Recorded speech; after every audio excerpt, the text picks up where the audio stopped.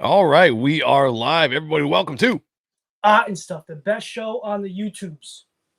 That Is a Fact. Tonight we are looking at SkinBreaker. We also have special guest, special guest, Jason Bascom. We're going to talk to you guys in about 2.3 seconds, so stick around. Let everybody know we're live. Get in here, get naked. Let's go. I am telling you, it is the definition between an entrepreneur and an employee. The employee goes to the cliff, looks over the cliff, says, is there a balloon down there? Do I be safe? What happens if it hurts? What if I land on my neck? The entrepreneur, they said, we need to jump off the cliff, backs up 10 feet to get a fucking run. This town needs an enema. Fuck. Julio, where's Commissioner Gordon? Come on, you guys take beating. Too stupid! You don't really think you'll leave? Things change. You got me! Who's got you? Everything changed. And anyone who tells you different is just lying. You know who this is? This is Mark motherfucking Sylvester.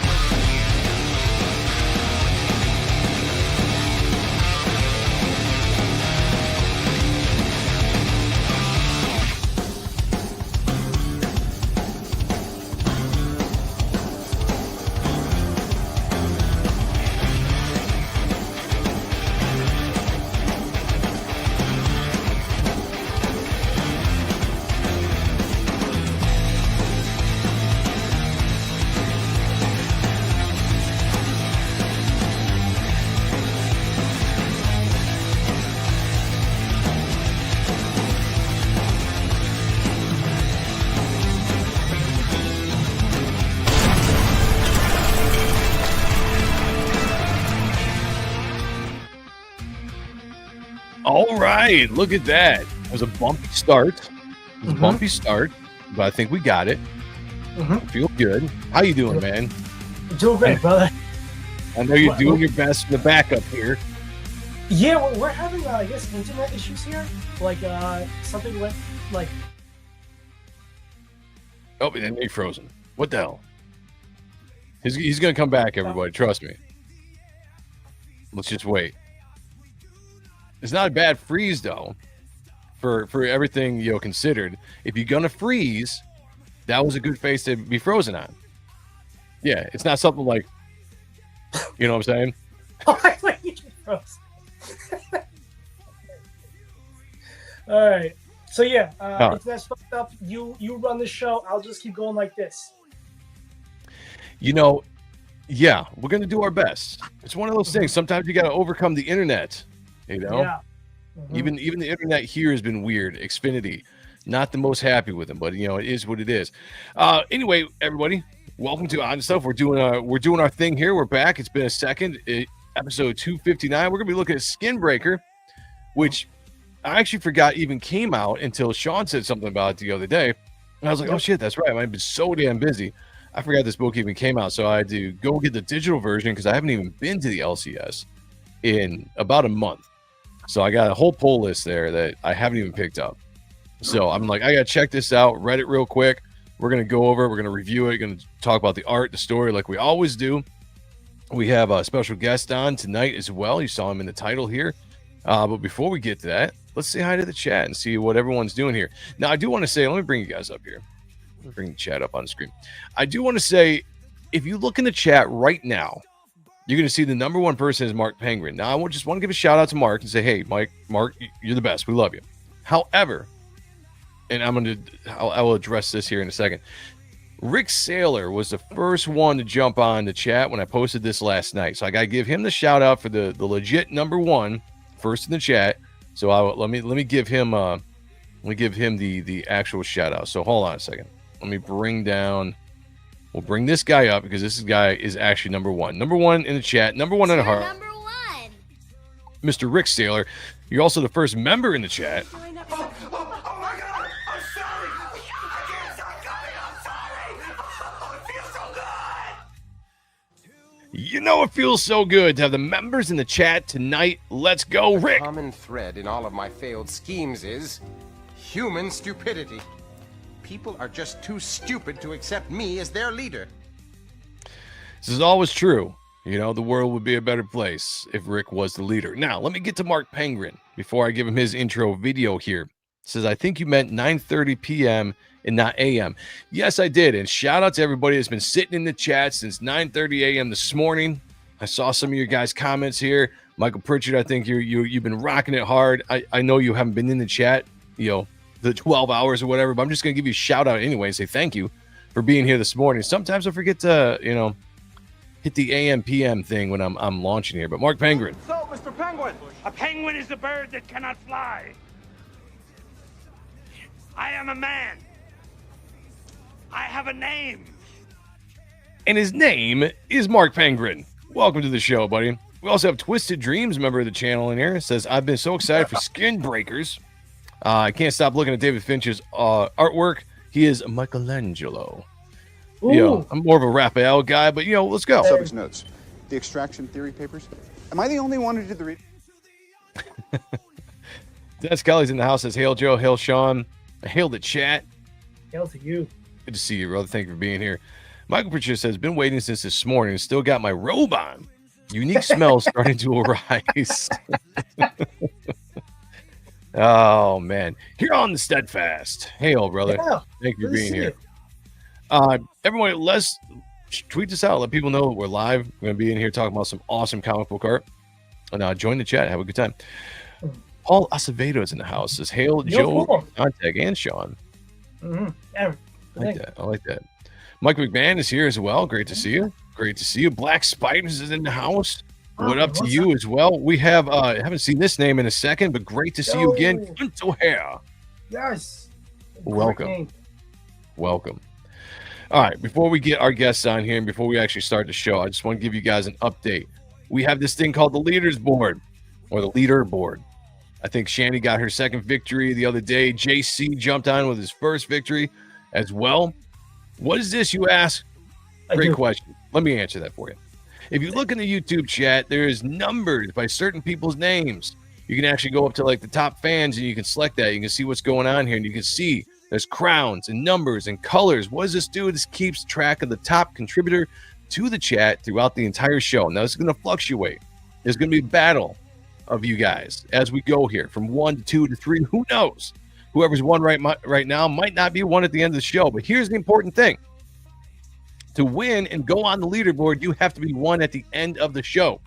I don't care if you're not even registered on the leaderboard. You get one at that last final second when we end the show. Boom, you win. That's as easy as it is. Then you go on the leaderboard here, and what do? We tally up all the wins at the end of the year. Whoever has the most wins is going to get something very special from the Ronan Joe channel. That's including everybody. We're going to collaborate here with all their co-hosts for all the different shows we do. We're going to give a nice package, a nice package. You know what I'm talking about? 6.5. Yeah, to the winner of that. So right now, here's the updated leaderboard from the last time that we streamed. Rick Saylor is still running away with this thing at 8 victories, guys. 8 victories. You got a ways to go, but we got some time to catch up to him. Please do that. Please do that. We don't want to make this a boring race. As of right now, I believe that Rick is number 1 in the chat. So see what you guys can do to catch up to him. Let's go. All right, everybody. I'm feeling good. Feeling great, actually.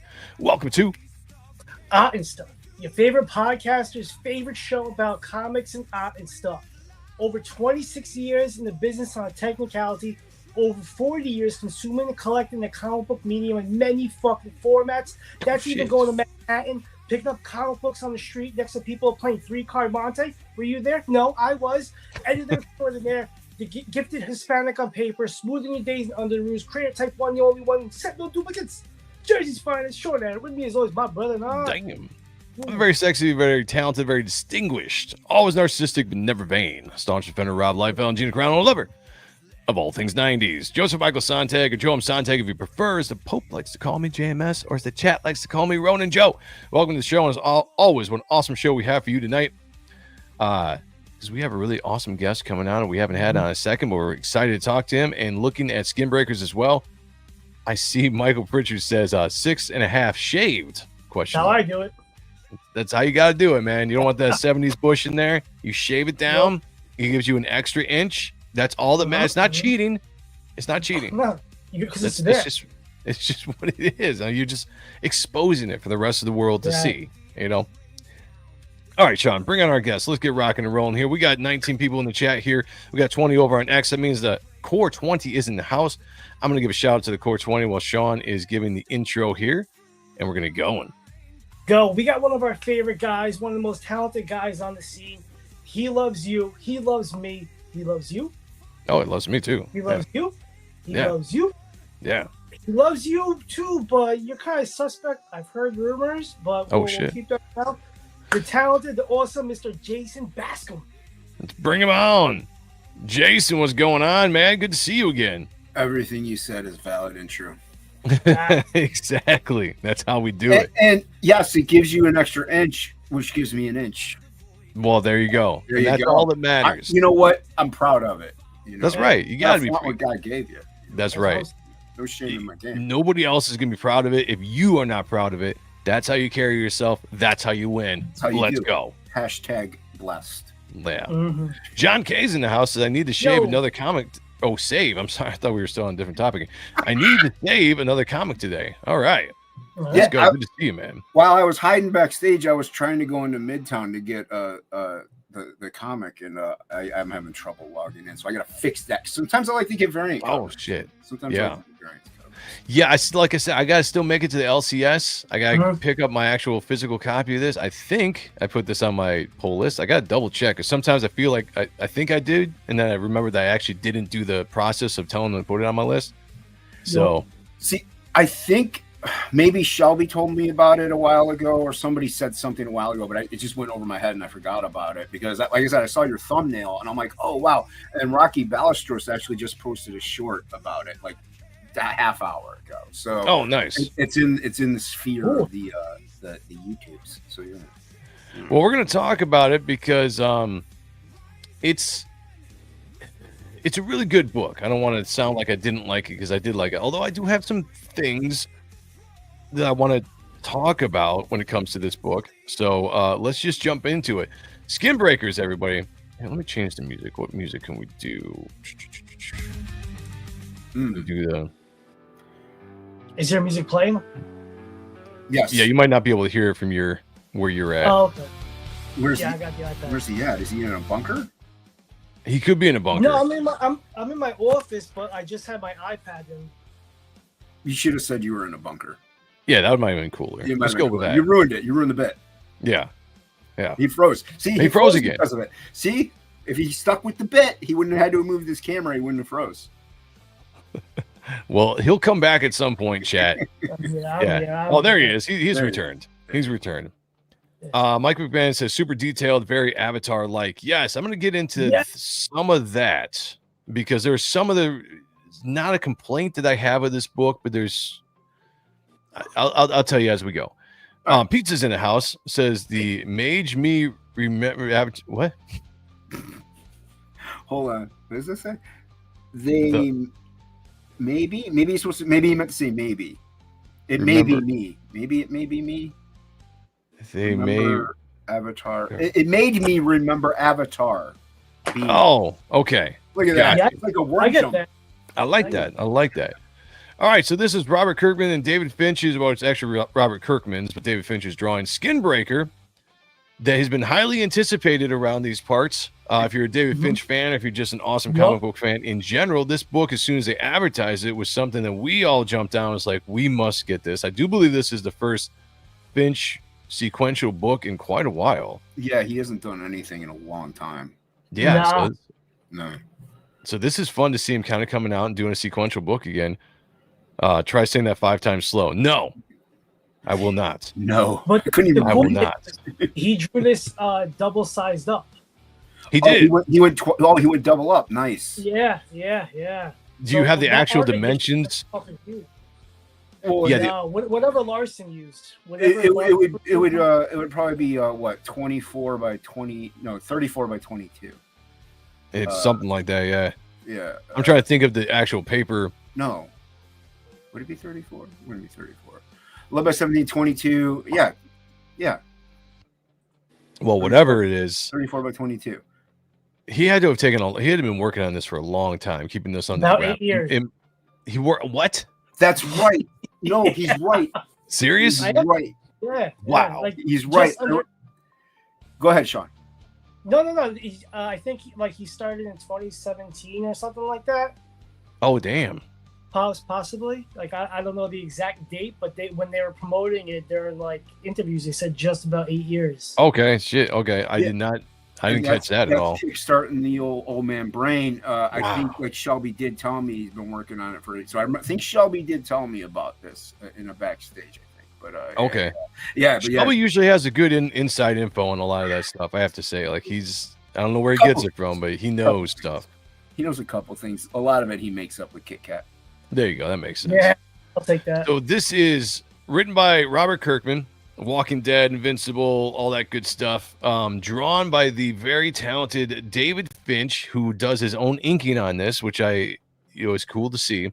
Yeah, I love. That makes me happy. If you're not going to get like a Mickey or somebody like that, Yeah. Right. Finch has to ink his own stuff. I think. Yeah. Yep, I agree. If it's not Mickey or Bats or somebody like that, yeah, Finch needs to definitely do that. And you open right off the bat. So what I like about this book, besides all the insane details, is one thing I will say about the writing is it's not overly wordy, which I think is good. It's a very fast read for the size of book it is. And I don't think it's like crazy like page count. I think like 30 pages maybe. That's not bad. Max. Yeah, ish, something like that, maybe 26. Yeah, but it's not huge.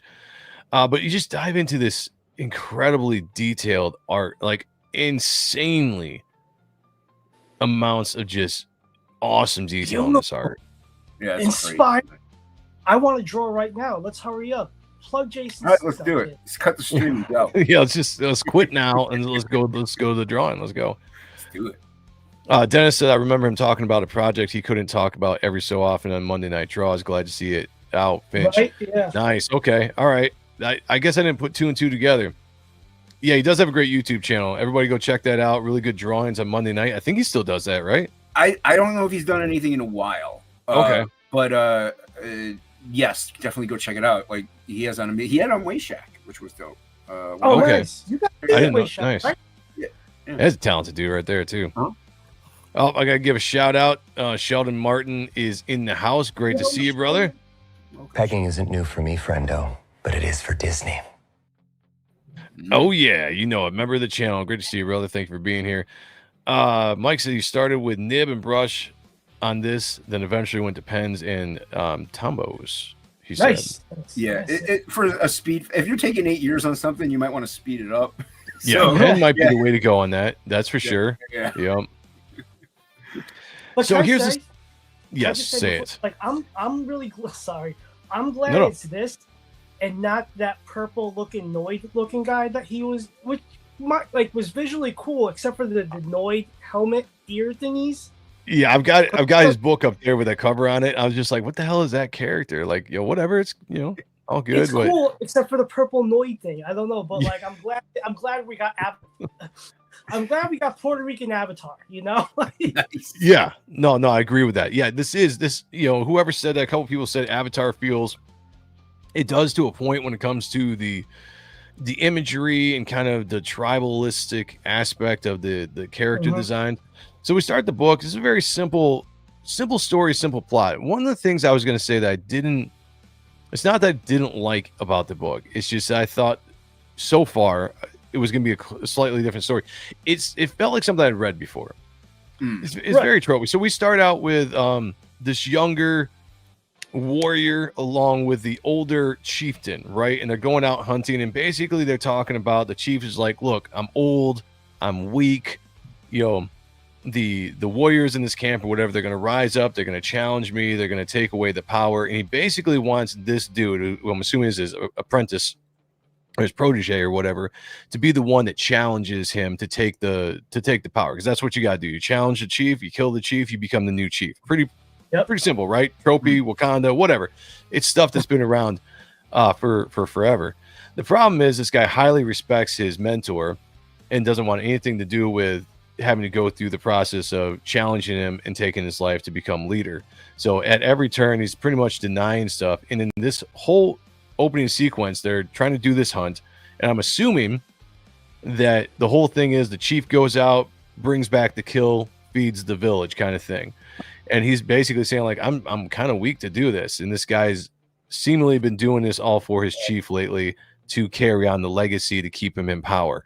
But certain people are starting to realize that that's not the case, and maybe losing faith in him. Am I kind of right on that, Sean? Yeah, you're on point. This must be a really great guy for him to go to bat. So yeah, he doesn't want him to go. Like, how bad is it that he's gonna like have this old geezer like stick around, you know, and all that? Right. Yes, I don't know if this is like a father figure. I'm assuming it's got to be like kind of father figure to this kid. I'm pretty sure going forward we'll probably see a little bit more of the relationship, you know, defined or whatnot. But he's going they're hunting this whatever this beast is. Yeah, beautiful design though. Yeah. And this is okay.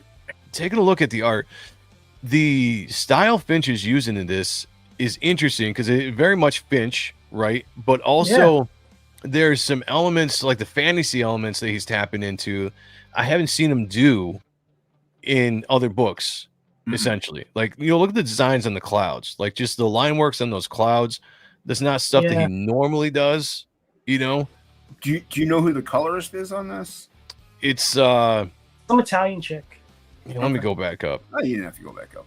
Well, his colors complement it very well. So, Annalisa Leone. Pasta for Hey, I had chicken Alfredo tonight. There you go. Here's the thing I'll say about the colors. The colors are not my favorite, and this is the reason why I think probably a lot of people will. No, I'm right. No, go ahead. Sorry. To me, there's way too much color. Like, for my eyes to fixate on every single thing, it's almost like it muddies things up a little bit too much. And the characters are orange. There's a lot of orange. There's a lot of brown. Like, the characters don't stand out enough in their environment to me. And if you look at just like the details on the tree, although beautifully done, like, it looks great, but just for like reading purposes, you've got the tree trunk is like 3 different colors. The leaves are a couple different colors. You know, like, it's just, there's things I think you could have maybe at least done with like color holds or something to make things push in the background, separated a little bit more than they did. That's my only complaint with the colors. See, I kind of like the fact that it's not a vast color palette, because if you think of like Native American culture and all that stuff, they blended in with their environment to hunt. So it kind of makes sense that these creatures and all these things are going to actually blend in with their surroundings in order to hide and you know, survive. So that's what I got from it, because it's like an Avatar sense. Yeah, no, I agree with you on that. Like, as far as the concept of it, perfectly done. I just think visually wise, to me, having characters that blend in with the background doesn't necessarily work, in my opinion, when you're looking at like a comic book, because you have to pull those characters out of the background to see what's going on, you know? Fair enough. Yeah. The clouds look very, very old painting. Yeah, the style he uses with, like, again, I feel like he's tapping into a few different, you know, stuff that he doesn't normally do. You know, maybe a little Wrightson, but also if you go into the old time books that have like a picture or an illustration every 30 pages or something. Or if you look like Albrecht Dürer, you know, with what you get, wood carvings, you get all these other and stuff. It's sorry, fine art nerd crap, but a lot of exactly. Yeah, you're gonna get that. Yeah. Yep. Shout out to one of the members in the chat. Scribe Comics is here. Says hello, people. Hello to you. Hello to you. We also have Badass Turner in the house. Yo. Good to see you, man. Good to see you. So he ends up, you know, basically setting this trap and doing the kill for the chief, and this is just awesome. If you guys get a chance to actually read this, because Kindle, it zooms everything in. I haven't figured out how to actually zoom it out, which is fine because we get a really nice detailed shot at the art. But seeing this page as a whole is really fun as well. But the chief, here's the thing: the chief is like, this is a shameful way to hunt. My time is over. So he's trying to convince this guy that is like, I'm old. I'm too old. I'm too old. I can't do this anymore. You need to step up. You need to challenge me. You need to kill me. You need to take over. Because if you don't, other people are going to take over and they're not going to be as good as you, kind of thing. And this dude is really stubborn. He's like, I'm not going to do it. And so he'd rather kind of cover up for the chief, do the hunting, do the physical stuff for him, and make it seem like the chief is still strong than actually do what the chief is asking him to do. And we see in this scene right now that the chief is trying to do it. He's trying to do what he can, but he can't break the creature's jaw, and this dude knows it. This Enor, I think his name. I kept wanting to call him Endor, but Enor, I think, is the character's name. You can see the chief is struggling. He can't do what he's supposed to do when you do this. And so he steps in. He's like, see, I cannot. And he's just like, damn it. He steps in and crack, just breaks the jaw. Again, we could spend hours looking at this art. Oh, without a doubt. But maybe we'll do that again another. Like Sean said, when they come out the artist edition with this, hopefully like a black and white edition, we'll go over it more in detail. But right now I want to focus on the story. And we also have a guest with us tonight. So, this is only an hour show. So we're going to go through this quicker than normal. Plus, Kayla wants to be on that one. And if we don't, she'll fucking kill us. So, That's true. Yeah, we'll never hear the end of it, is the thing. Yeah. That was a good Kayla. Thanks. Sean does the best Kayla impersonations. Like don't tell Kayla that, but I would brag if I did. Yeah, he's an enabler. He is. He kind of is. Almost to an annoying point through the story, as you're gonna see. Gonna see. Calm down, dude. Calm down. And so the whole thing is like, this dude's just like, none of this matters, and the chief is like, look, dude, you're shaming me. Like, there is no honor in this. Like, you gotta think, like, this is kind of a very selfish thing for this dude to be doing, where this old chief is almost kind of like, let him die in combat, let him die in an honorable way instead of living this lie. He kind of sucks. Yeah, I do like that it's not overly wordy. Because with art like this, you don't want to cover it up. Right. And shout out to Robert Kirkman for doing that. It's very simple dialogue. There's only a couple pages where it gets a little heavy, and I get that because you kind of have to. But for the most part, it's just like a couple word balloons here or there, nothing major, and it reads real fast, real smooth, and you can you are allowed to look at all the beautiful art. Yeah, it's Iceberg send-off. Let's do it. He needs it. Issue be made by Finch. I hope the next issue be made by Finch. The whole thing should be Finch. Because how they fill in artists a lot. He's probably hoping. Oh, I got okay. I was about to say, this is completed. This is all Finch. All 8 issues are done. Like, we're good to go. Yeah. No fill-in artists here. This is all Finch's project. So no worries there. Ironic that he's this strong warrior, but too weak to listen to his mentor and do what needs to be done for his people. Facts, man. And like, that's kind of the that is absolutely the struggle here with this Anak. I call him Enor, but this Anak. But the other thing is, just Chief might be this super benevolent, amazing ruler that he doesn't want to go. And he could, like Joe said, he could be like a father figure. So you don't want to kill your dad if you love your dad. So I definitely think that Kirkman is pointing to that way. Like, there's got to be some kind of special relationship between these two to the point where he doesn't want to have to do the challenge, which means he has to kill the guy to take leadership role. And also, I think this guy probably was a very revered, very good chief to the people. And so I think even there's a couple sentences in this book where he's just like, I think something like Anak is like, the people still need you.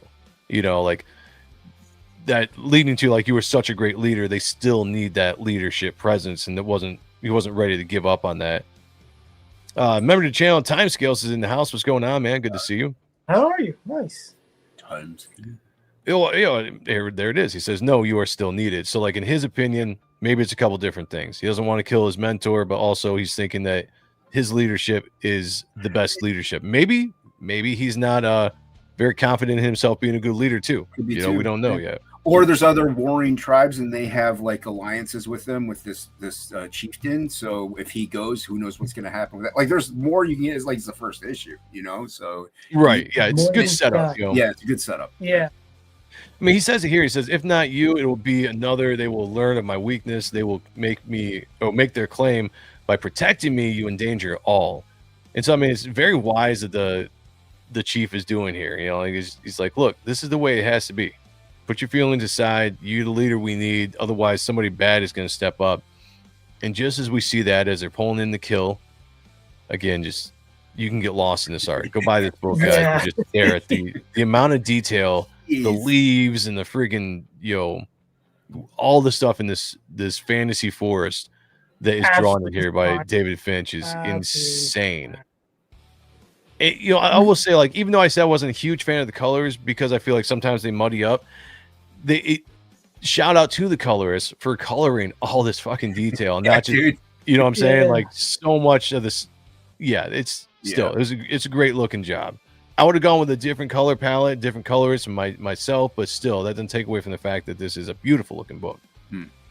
So we get introduced to one of the threats right off the bat. This ogre looking motherfucker right here. Yeah, it's gnarly. And he's coming in basically.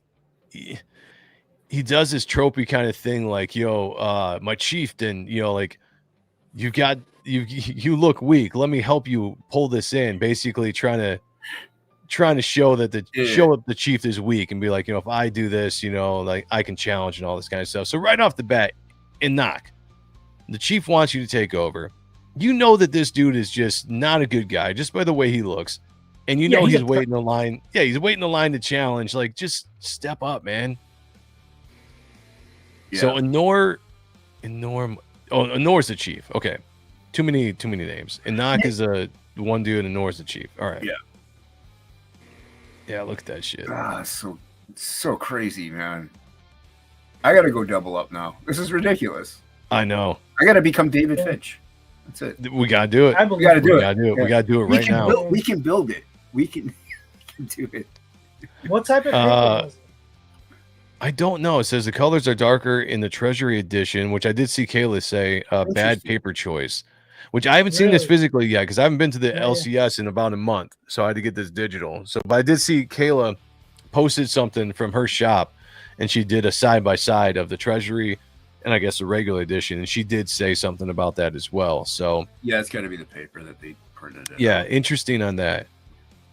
Will there be a pencil version? If so, this is going to be so cool, just like the Batman and Rap. I don't think there'll be a pencil version because he inks himself. Yeah. And so he probably does the loose outline like you see him when he draws, and then goes right, inking it and rendering if you're out. inking yourself 9 times out of 10, you're not going hyper detail with the pencil. Right. Yeah. Yep. Like you said, there might be an artist edition down the road, or even like an artisan edition. Yeah. Of it. So yeah, and then that would be black and white. So. Yeah, I mean, but I do agree. If there was a pen, if he did go through the double work of doing highly detailed pencils and then highly detailed inks, more power to him. I doubt he did that, but that'd be cool to see. A double up and this much detail, I highly doubt it. Yeah, that would be so much work. Like, yeah, I know it took him 10 or 8 years, but either which way, you wouldn't know. Yeah. You just go pen and ink. Yeah, that'd be too much. So yeah, pretty much just there'll be a black and white edition of this. I almost guarantee it. Oh yeah. Oh, that would definitely be way better. Like, I'm not mad about the colors as you are, but I would prefer a line art edition with hands down all day every day. Yeah, and it's not so much that I'm mad at the colors. No, I just using it as a phrase. Yeah, but like That's not what I heard that he heard that you said. This is the perfect example of the panel, though, right here. Like, there is so much of the same color going on that this could have benefited a little bit from pulling these characters out of the background, because there's so much orange and browns and yellows and all that. They tried a little bit with it, with that background being more muted, but yeah, they tried a little bit. And once again, I still say that's because of an environmental choice. Like, when they're hunting, they're going to want to camouflage, blah blah blah. Yeah, blah. And that's probably it. That's probably it. What they're going for. Wrong. You're not totally wrong. Yeah, I'd say we're probably both right. We're both right. What? We're both right. We're both right. I like that. I think you guys are wrong. So one asked you. Anak senses what this guy's all about with his kind of fake offer to pull in the hunt and all this shit, and he kind of questions the chief, and this guy's still trying to keep this under wraps, and the chief is just like, chill out, dude. You're making things worse, which he is. This guy is kind of just, I'm assuming if we're in a story arc with this guy, he's got to mature as he goes through this 8-issue story arc where he's got to start here and end here kind of thing. Because right now, unless there's something else holding up, which we kind of find a little bit later here when we get to the village, that he's got other priorities maybe that is holding him back from being chief. So we'll see. See, this one is good. I like how the colors did this. Very kind of darker tones here, blue. It kind of stands out from the brown and yellowish in the background. Like, I like that, works for me. Now, I haven't seen it obviously yet. I would like it if the village is a little brighter than the rest of it. That would be cool. That would be a nice juxtaposition. They bring color into their home, but when they're out hunting, they dress down, like, and they blend in. I'll have to take a look because we get to the village right here. I guess it's kind of still kind of the same. Yeah, kind of the same. Yeah. Which, what this reminds me of? It kind of reminds in a weird way. It kind of reminds me of Trencher. Now, I only say that because Trencher was sometimes hard to navigate for the eyes because of all the different colors. Yes, I love Trencher, and you're not wrong. Like, yeah. Trencher is definitely a particular taste. So, but you're right, things get lost in there easily. And with all this detail and stuff, you're right. You do want some things to stand out. Like I said, it would have been cool if they brought color into the village. Like, that's where they're safe. So it would have been nice to see. Yeah, and even in a scene like this, I mean, you got all the kids and people running up here, and you got all this depth in this piece going all the way back here, all these characters, when you actually really look at it. And you could have just been separated just a little bit different with a different color to these characters to actually make them stand out, because they kind of get lost to me. You really have to stare at it for a while. I feel like maybe that's also another intention of it. That could be too. Yep. I mean, everything that that I'm complaining about, as far as just things that I didn't quite like about it, could have been some of the specifically like artistically planned by Finch and Kirkman to be the exact way they wanted it to be. It's not, and this is how you view it, and then that's your viewpoint. You know what I mean? Like, you just this is part of it that you just don't care for, and that's fine too. Like, you could have been like, well, this would have improved if they had done it this way in my eyes, and you're not wrong with it. Like I said, there's parts of it I wish they had popped it out more, done something to distinguish more characters from each other ones. But, and like you said, you got to stare at this page forever. But it's a comic; most people spend about 12 seconds on a page. Exactly right. So it's you want to absorb this. Yeah, especially with how quick of a read this is. I mean, you go through this book really quick. So, I mean, you can go back and just really get lost in the details the second time around if you really want to. But you see here when he gets back, I mean, the people love this guy. And then maybe this is showing why Anak doesn't want to change in leadership, because not only the people, but also the kids, they love this chief, and he blesses them and all this, everyone's really excited he's back. Oh, shit, look who we got in the chat here. What's up, Mo? Mr. Mo Biggs himself, gracing us with his presence on a Thursday. Nice. Mo! What? I finished the drawer. What do you want me to do, kiss you? Well, go on, put it over there. Now it's smooching time. Let's go. Good to see you, Mo. Because I'm here. Yeah. I think Joe has something against construction workers because of the orange. They blend in with their environment, I guess. I don't know. He wants them to be green like Fraggle Rock. I get it. I'm with him. Because, I'm down with Fraggle Rock. Yeah. I like so there's a great feast. Yeah, exactly. Great feast. They kill the beast. They eat the meat. Everyone's dancing. Everyone's celebrating. It looks good. Looks tasty. It looks like it smells awesome. That's looking amazing. I'm glad I'm not hungry anymore. Right. Yeah, exactly. And all along, you see this dude is still you can see he's staring at the chief. The entire time since he's gotten back to the village, he's just staring at the chief. He's just like, I'm going to make this challenge. I'm going to take over this. I'm going to rule this place with an iron fist. And Anak's, yeah, exactly. And Anak's wife comes over and is basically you know, she knows what's up. She's questioning the fact that, you know, like the chief did this, you know, like this is great. But the chief did this, and he's like, yeah, woman, you be quiet, know your place. He's like, damn right, the chief did. Pot pie. For Breakfast Club, everybody, relax. But she's smart. She knows that, look, things have to happen. You need to make the challenge. And she's even trying to convince him. And he's just like, everybody, leave me alone. Where is my son?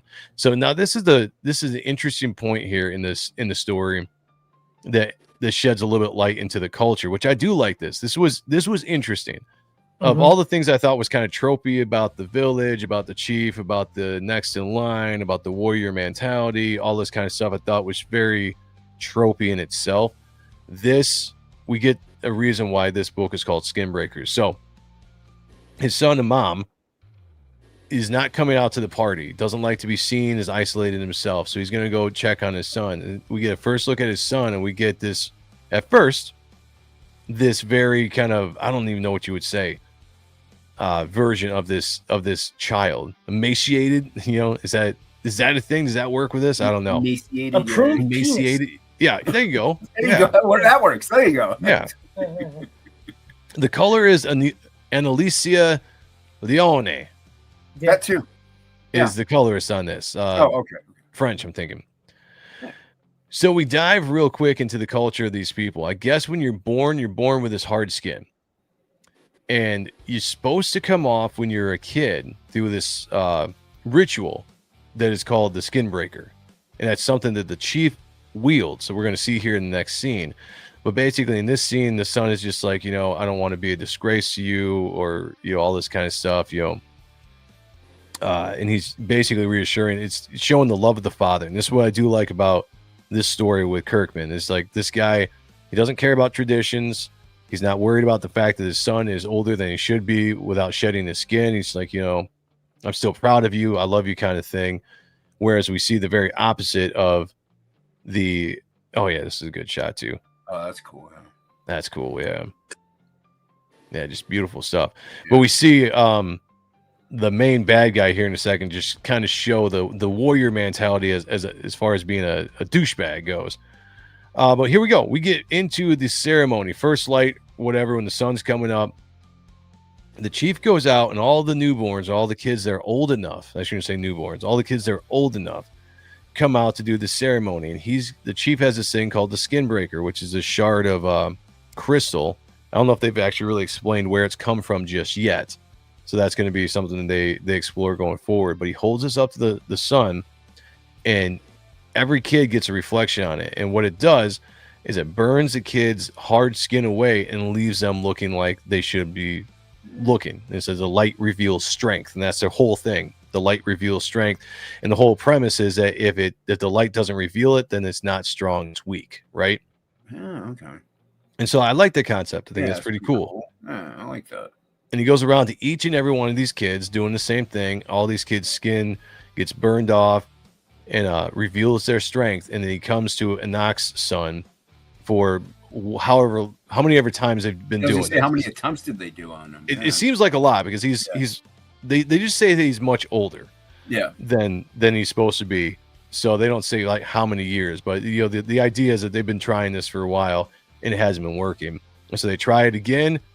And yet again, it's not working. No ticket. And then Knox like, please, just a little bit longer, just a little bit longer. And the whole thing about this is it's a painful experience for these kids. Like if it doesn't burn off, it's a painful thing. And so he can't have his son go through it. So they've got to stop.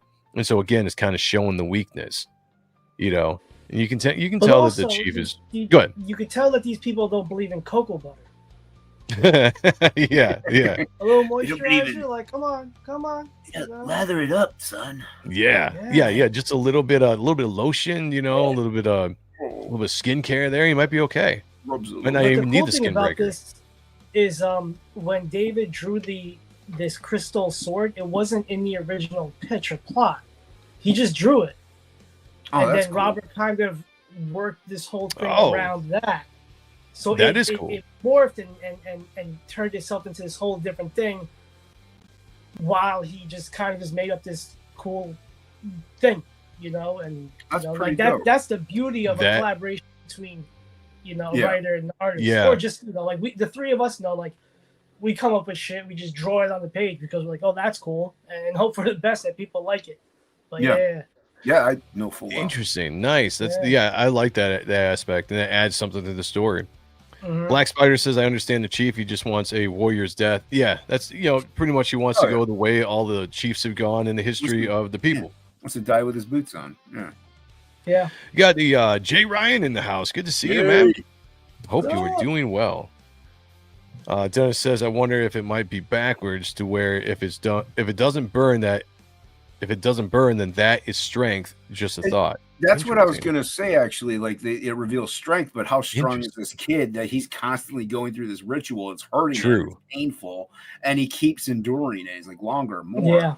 Yeah. So that's a strength of will that is, pretty unmatched. That's a great thought. That is actually a pretty good thought. Maybe that'll be something they kind of reveal down the line, that everybody's that views this as weakness, it becomes a strength down the way in the story. That's good insight there, Jay Ryan. Yeah. Was it Jay Ryan? Sure. Yep. No, it was Dennis Kelly. Sorry, Dennis Kelly. Whoever said that. Great insight. Maybe it's an alt account and it was Jay. That could be too. That could be too. All right, so we see this guy, and he's just like, "This is my moment." And he shouts out Anok's weakness. He's like, this is putrid weakness is on display for all of you to see. Ahnok is a fool. And their wife is just like, yo, you dumbass, chill out. And he's like, if the son of Ahnok's skin refuses to break, I demand my son reveal strength in his stead. And he basically grabs his like, I guess not newborn, but fairly young child by the foot, and his wife is all like, he is newly born, kill him. And he's like, no, he's strong enough.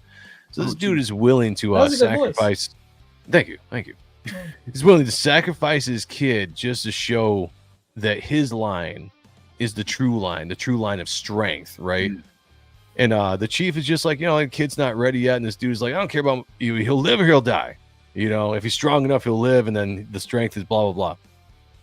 So he's like, all right, you risk your son on the altar of pride, but I'll do it anyway.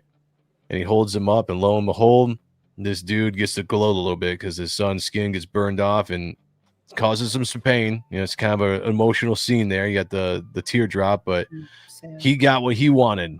He got to show that his son was the true strength, and he holds him up like Simba. Simba.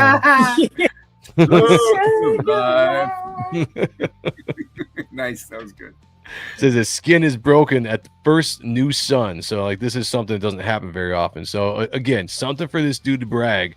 And this is where the shit hits the fan for the end of the issue. He starts kind of proclaiming himself here and putting down a knock here and doing all this shit, and he's getting ready to do it.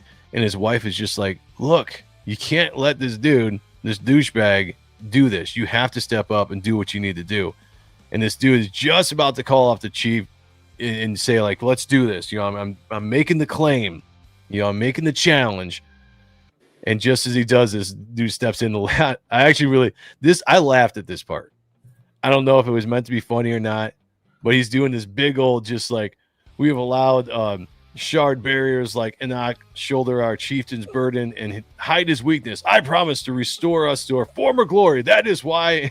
And then Ahnok jumps in. He's like, I demand to make a challenge. And he's just like, what?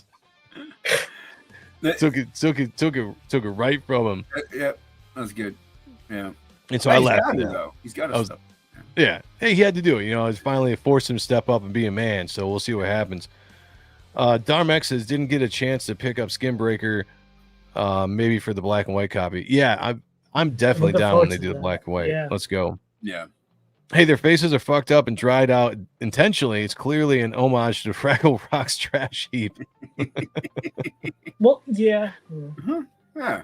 I wonder what directions she was given for SkinBreaker compared to Battle Beast. As far as the colorist goes, is it the same colors? Okay. Yeah. Okay. Now, is she the same colorist that does Transformers as well? I don't know. No, I don't know. Well, I can't say that. I just say I don't know. But, I know Kirkman's taking over for Transformers, so I can't wait. Yeah. Dude, Transformers is dope. Yeah. Oh, baby orc Simba. Yes, baby orc Simba. That's what it is. Yeah. Some of the darker areas kind of remind me of Nick Manabat. I think he would have done a cool job in a book like this one. Yeah, I can see that. Yeah. Gone way too soon. Oh, way too soon. Yeah, Manabat was another one of the guys that just gone way too soon. So this dude is pissed. He's like, "What?" Reminds me of like Grown Ups too. What is you guys seen Grown Ups too? Yeah, they're all just like, "What?" That's what I see. It's like, says, "It is spoken, challenge is made. If Anak ends my life, he will succeed me as chieftain." And that's how the first issue ends. Spoilers. I bet when he does, there's gonna be who's that motherfucker from Thundercats? Jaga. There's gonna be a Jaga-isms. Oh, okay. I'm thinking of Panthro. I'm not a huge Thundercats expert, so you neither am I. So that's what I was like. I know what you're talking about. I watched it when I was a kid, but like that was pretty much it. I've never really gone back and revisited. Had a few of the toys, but that I didn't get into the comics. I didn't get into any of the other stuff. I gotta pick this up. It's pretty sick. I recommend everybody go out and get it. You know, like some pretty badass covers. So here's the cover for issue 2 coming up, which they're clearly going to have a big emphasis on the ritual battle between the two. So I really wonder if this is going to be one of those things. Oh, okay, Eric Canetti. Yeah, nice. Cover E, nice. Canetti's dope. Hell yeah, good guy, really good guy too. Very good guy. Yeah, when we had him on the show, he was awesome. That was a couple years ago, but very cool dude. But I wonder if it's going to be one of those things. Is he? Because I'm looking at these covers. I guess this is the covers for one, so maybe not. But I wonder if this is going to be. Does he kill the chief and take over, or does he break tradition and beat the chief but spare his life, and then that's going to cause kind of like an uprising with the other dude? You know, it's going to stage a rebellion or whatever. You know what I'm saying? I'm thinking it's the first. I'm thinking he's going to kill him, but I think the other dude is going to then this is sacrilege. Like I had the right to challenge, he didn't, and then he's going to form his own faction, and that might become a tribal war at that point, and that could be pretty much what the arc is about, is their war conflict between the two. I could see that. Yeah, I could see that. I wonder how often you can challenge. SkinBreaker. Yeah, I'm sorry. Yeah, the score. I'm sorry, I missed that. The sword is named SkinBreaker because it breaks the skin. Yeah, because it breaks the skin. No, the internet keeps freezing. That's all. Yeah, that's what it is. Use that excuse. Yeah. Stealth X5 is in the house. Yo to you, my friend. Thank you for joining us tonight. We are looking at SkinBreaker, issue 1 by Robert Kirkman, art by David Finch. This is the first story that David Finch has drawn sequentially in a long time, and it is amazing. Go out and check it just for the art alone. The story is good. The only issues I had is that some of it was just a little tropey when you're talking about. When I sat down and read this book, I'm like, I feel like I'm reading something that I've read before. When you're talking about these tribes, warriors, it all kind of has the same feel as anything I've read in the past over the last 30 years, just wrapped up into one. The unique thing about it was the SkinBreaker aspect, the title of the book, with the shard of crystal that breaks the hard skin of these beings and allows them to kind of reveal quote unquote strength, and then they go on and become warriors and do all that kind of stuff. So there's an interesting aspect of that, but everything else I thought was just kind of like, I thought it was gonna be a little bit more unique story. I mean, what did you guys think? Sean? Jason, go first, brother. I mean, it's not unique. You're not wrong. It is very familiar, but these days it's very extremely difficult to come up with a totally 100% unique concept. I agree. And you draw from a lot of stuff, but this is pretty heavily familiar. Like, you know what I mean? It's like they could have maybe done, like you said, towards the end a little bit more. It seems to be like, okay, they're moving a little bit different direction here. So I guess that's the little bit of that candy to keep you coming back. Like, oh, well, this might be different in that regard. Maybe it's more of a character-driven story at a certain point, because you got to find out the father-child dynamic. How does that father deal with the fact that his son won't, his skin doesn't break, and he is there something there? Like, there's a little bit more depth in there. So maybe that's what. But yeah, it's a very familiar story. But what isn't these days? It's hard to say. But you can still alter things enough to make it seem as original as possible. So. Yeah, but I mean, this to me also, you're getting it mainly for Finch. Like you're Right. you're picking this up 100%. for Finch. Like and Anybody could have Kirkman- been writing this, honestly. and I Anyone would've could have got read it. it, but Yeah, yeah. I think Kirkman even knew it, and that's why it's not as dialogue heavy as what he maybe would have gone otherwise. So yeah, 100%. Like me and Joe were talking text prior, and I'm like, you know what? It reminds me of an animated cartoon from like the late 80s, early 90s, like either Peter Pan or Pirates of Dark Water, but like the other side of the Yeah. island. You know, like in that type of world, like yeah, it's familiar. We've seen this play before, but it's just a new act. It's just another side of a pre-existing story. But again, I'm here for Finch. I Yeah. love Kirkman. There's times where I'm like hit or miss, but I'm just here for the art. I'm here to learn. I'm here to study. I'm here to steal as much as I can from the pages, from the ink techniques and whatever. But if I'm gonna rate this book, art is Yeah, heavy. give it a rating. Let's do it. I'll, Yeah. you know, look. This book is one of my top 5 I've been looking forward to because of Image. You know, we got Darkness coming back. We got Yep. Youngblood. We got Battle Beast. The Transformers stuff. G.I. Joe. Image is really kicking ass. They are. Yeah. I'm going to go with a high 9 just because it's mostly Oh. really. Wow. Yeah. Story's cool too, Nice. but a high 9 because I'm just really inspired by this. And I can't wait till issue 8 comes out and then we get the big collected art edition. Yeah, that's gonna be good. Just really inspired by this, just for the art alone and the cool character model sheets, if you will, in the world. So that's where I'm at with this. Jason, give me your rating, and then I'll give my final rating on this, and I'll wrap that On a up, and we'll move scale on. of 1 to 12, I'll give this a banana. I like bananas. I'm not sure what that means. Exactly. Okay, I like it. We'll go with the banana. That's good. I like it. I don't have it. I just saw that, and I mean, yeah, I wouldn't rate it as high, mainly because of. But if you're talking art, I mean 10. Like you're gonna go 10. But 8. We'll go 8. 8's All right. 8's still high. We're gonna 8 out of 10.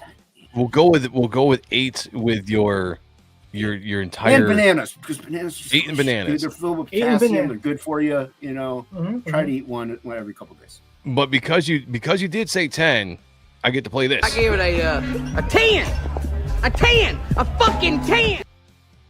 Yeah, I I did say love 10 playing. for art. So Yes, right. So we gotta throw it up there. 10 for art. Let's go. See, I agree with Dennis Kelly. I think he breaks it down very, very well here. Where he says, yeah, it is familiar. Old chief, loyal guy, the loudmouth, overbearing dipshit who wants power.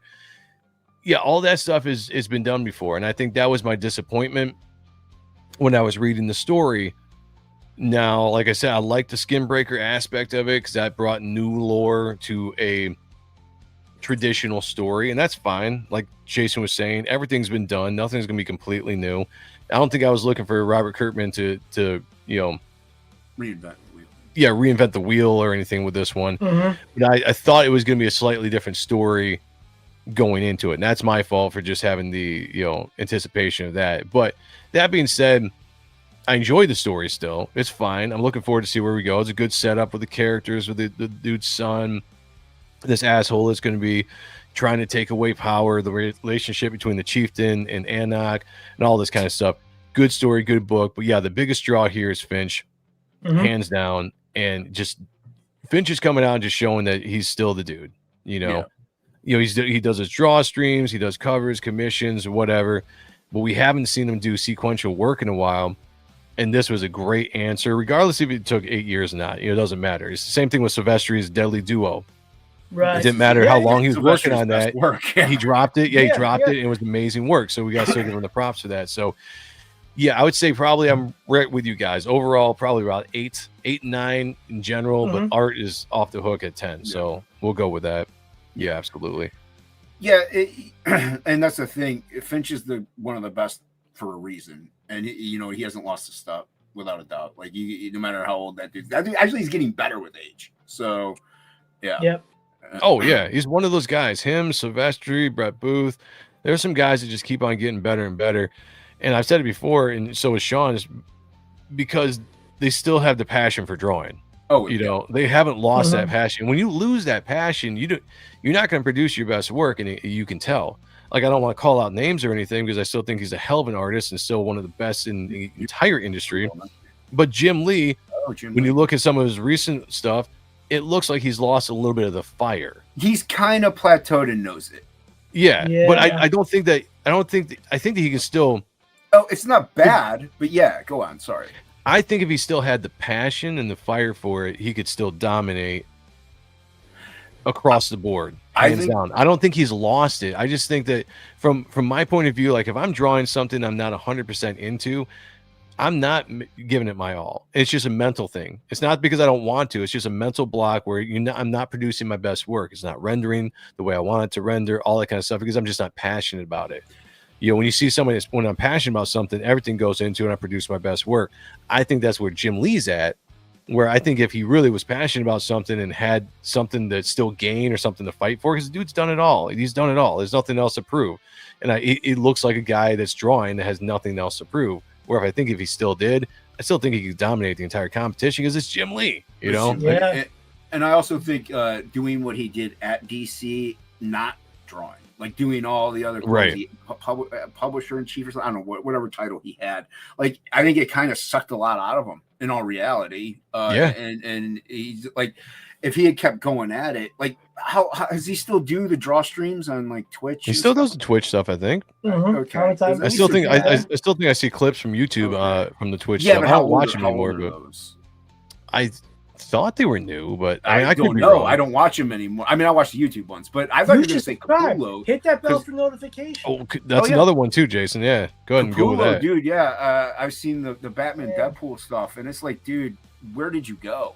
Like, it's not bad. It's not terrible. Still, it's still Capullo, but it's not Capullo. You know, it's like, I'm scared for Creech Street, man. Dude, Creech, that maybe might even be a lot better than what he's doing now because he can take his time on it. I think the monthly really kills some of these guys, and that, like, look at this.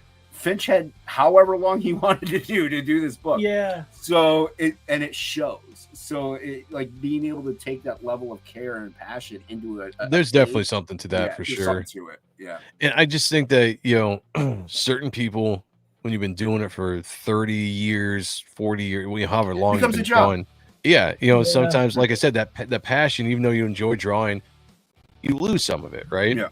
And I see that with some people, and because I do think that if Greg really wanted to, he could draw like he used to draw. Yeah, he could go all crazy detail, texture, do all that stuff if he really wanted to. I just don't think he wants to anymore. I think he's got a comfortable style that's probably a quicker style to do, and it really started to change once he started doing Batman slowly, but you could see it. You could see it, and now everything is the exact same style. I call it a Capullo house style. That's what I call it. It's a house style, but it's Capullo. So it's a Capullo house style is what it is. That's a great point. And I get it working with the big two. You got to put out a monthly book. You're going to have to tone down where you tone down. It's like, where do you sacrifice what with what finances? Like, hey, if somebody's like, Jason, we want you to draw Spider-Man, I'm going to have to cut corners if it's going to be a monthly. So it's not, you're not going to get that insane stuff that I do all this time because it takes a while to do that. So, Yeah. Frank or Black Spider says Frank Miller. The only reason why I would push back a little bit on that, and by the way, just shout out to Silver Ogres in the house. Good to see you, man. Good to see you, man. It's been a while. The only reason why I push back on the Frank Miller stuff is I don't think that Frank Miller has lost a step because he was always doing this crazy stylized art from the time he started doing like 47 Ronin and stuff. Yeah. And it's just got more and more crazy stylized. So I think it's not necessarily that he's lost passion for it. I think he's drawing something that nobody else is drawing that style. I think it's a combination. Health issues too, man. I think that's what I think. I think it's a health issue. I think his health has suffered a lot and degraded throughout the years, and that's affected his motor ability and his mental capacity a little bit. Also, how jaded is that man in the decades of the industry that he's been burnt out about? He could be, showing a little bit of that spite and producing what he's producing. Okay, everyone that knows me knows I'm a huge Frank Miller dude. I hate the stuff he's putting out Same now. here. So but I don't think, I think if he sat down and really honed in and focused, you could still get it. I don't think you're going to get Daredevil Frank, but you might get they'll Sin never Ronin Frank. So yeah, Sin City was and I've been very vocal about this with Frank Miller. My favorite style of Frank Miller was the Marvel House style that he did with Daredevil, dope, Wolverine. Dude. Yeah, it's fantastic. Very so well done. Yeah. But I loved Sin City for what it was. The black and white, simplified, very graphic. Was awesome. And then beyond that, I've always said like I've never been the hugest Frank Miller fan. I just haven't, because it's stylistically not something I like. But I understand why he does it. From hearing other people talk about it, so I'll agree with you guys. That's fine, but you understand and can appreciate and get in the mindset of what they are and what they can be and stuff like that. Like, facts. Ink Spots is in the house. What's going on? What's up, Ink Spots? Good to see you. I wasn't sure if he'd make it tonight. Bear down. That's right. Going for 2 in a row this Sunday. Let's go. Taking out the Raiders. Oh, I thought you were trying to take a poop.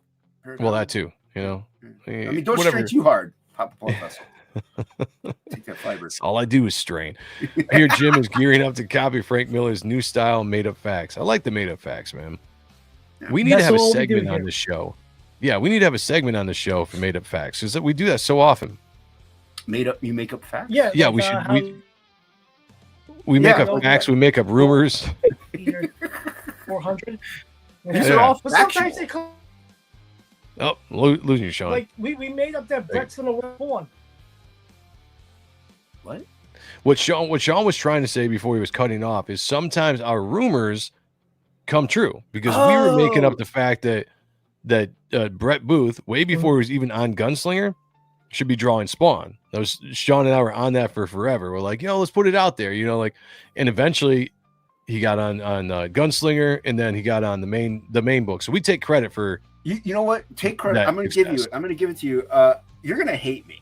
I love Brett Booth, man. I love Brett Booth. He's fantastic. All right, throw it out there. Hot take. I don't think he's a Spawn fit. God, I just don't. Chris Graves just said the same thing on X. I had a brief conversation with him. He kind of brought it up too. Go ahead. It's not bad. It's really good, but it's not Spawn. Like when I think Spawn, I think Capullo, I think McFarlane, I think Keith, Way Shack. I think these crazy, insane, gritty styles. Even like Manabat would have been dope on Spawn. Yeah. So like that's what I like. Liam Sharp, Kyle Holtz. Like that's what I think when I think Spawn. Booth, really good, really technical, but very clean. And it's just a little too clean for me. And I want more grime. I don't know. It's a personal taste. Grit. Yeah, dude. I love Booth. I won't disagree with you on that. I think he's fantastic. The same thing with Chris Graves. Like I didn't disagree with him. I love the stuff Brett is doing. I think he's a really good fit for what I like out of Spawn. Yep. His argument, and shout out to Chris Graves, Ride and Pain. But his argument was that an actual argument that we have brought up on the Spawn review was that Jonathan Galapian should be the guy doing the main book. Yeah. Now, I said I agree with you after Brett is done, and he's more like, put him on now, let's go, because the same thing. He thinks Galapian fits more of the Spawn style than Brett does. I get the argument. I definitely get the argument. No. If Booth, especially if you have a story arc going, have Booth do it. You know what I mean? I hate it when they switch artists out in the middle of a story arc. Well, I think what he was saying is like instead of Booth doing it in general, it should have been Galapian. Yeah, I get what he was getting at. Yeah. And so, I agree with him on Booth that. Moves books, so I'm not mad about it. Oh, 100%. Sell it, dude. Sell up. And like I said, it's not bad. It's just not how I view Spawn. Oh, for sure. So, and that's what personal taste over more than just. I was just going to say, and that's what the great conversation about art is, just about what you're looking for. But when we saw Curse of Shirley Johnson 1, we reviewed that on the Spawn review. That was the thing I said. I was like, this needs to be the next Spawn artist. Like, if you're not going to have like a legendary name like Finch or Silvestri or some big name come in and take over for the namesake, then Galapian would be my choice to be the main artist of Spawn. When he did that, issue 25? Like he did a fantastic job. Yeah. So like Finch would be a good fit even for Spawn. That's what we were saying too. Like we had an entire show, I think, where we were trying to like who are your like top 3 artists you'd like to see take over? You know, Finch was on there, Sylvester was on there. You got the Violator books, right? A few of them anyway. A few of them. I got the Wayshack one. Yeah, Dude, yeah. I'm sorry. Once I saw that, I'm like, that was great. Like he needs to take over for Spawn. Like it's just so good. It was, but then again, he's influenced by Todd, so there's a reason why, you know. But once again, with me, it's a nostalgia thing. Like I want Todd or Greg, you know, I want that style. So it's more of that. I'm not opposed to Brett. He's so good. Like I think it's fine that he's on it, and I think it's great. Other people love it, and he's a good artist. So have a good artist on your book. It's just not my personal taste. I've been picking up Spawn. Like it's not like I hate it. But yeah, I mean, I'm a huge fan of Brett Booth, and I get what everyone's saying with that, and I'm right there with you as far as understanding it, but at the same time, I'm like exciting. I'm very excited. I love that. I'm all for it. You know me, man. Sure. Like you're loving it, other people are loving it. Dope. It's still quality. It's not like it's like the book sucks and it's beautiful. And there's like 2 people that love it. So you know, like the fans are happy. I'm happy. So, you know, the only thing, and Michael Pritchard says Booth doesn't play with the shadows enough for a spooky world of Spawn. I get what you're saying on that. I do. The only thing with Spawn right now, and I still love it. It's one of my favorite books to pick up. But doing the Spawn review, which we haven't done in a little while because we've just been really busy. Yeah. But one of the things I've noticed about the story, ever since Todd came back over and started writing, when he took over for that McConville guy that was writing before, I feel like the story is really stalled. Like I feel like they hit the brakes, and I like Todd's writing. I really do. Like there's a lot of stuff Todd does I've enjoyed, but I feel like they were on this momentum to get somewhere when McConville was writing, and then Todd came in, and there was the first couple issues we're still hitting that momentum, and all of a sudden I feel like we've really slowed down to a crawl. You know, we spent like 5 issues in one scene.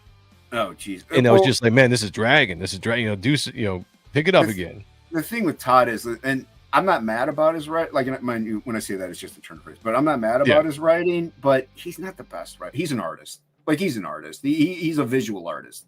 So, you know, that's his strength. He can write, but it's not like you're going to get Alan Moore out of him. So, no, yeah, for sure. You know, and he probably was like, you know what, let's stall this out so we can drag the story out and sell more copies. He's a businessman. That could Maybe be too. He's thinking that. I don't know.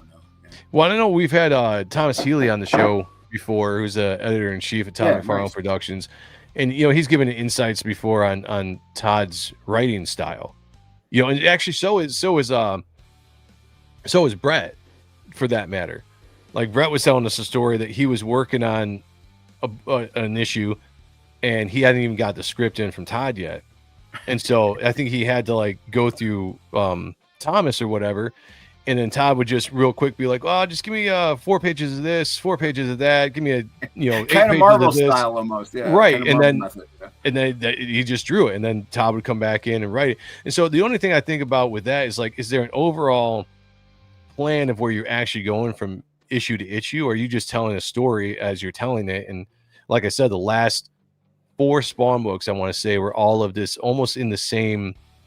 You're just carrying on the same scene. And it's dragging. That's all I have to say is like, you know, as a reader that excited about this, I'm like, okay, let's get on to the next thing. You're like, I'm ready. Like, I've been here. Let's get on. Let's get over. Let's get moving on. A good artist like Booth on it, because even if you're like the story's dragging, but man, this art's beautiful. Yeah, so, facts. Yeah, facts. And that really helps to have that. I mean, comics is a visual medium. Hi, Sean. Yeah, he's whatever, dude.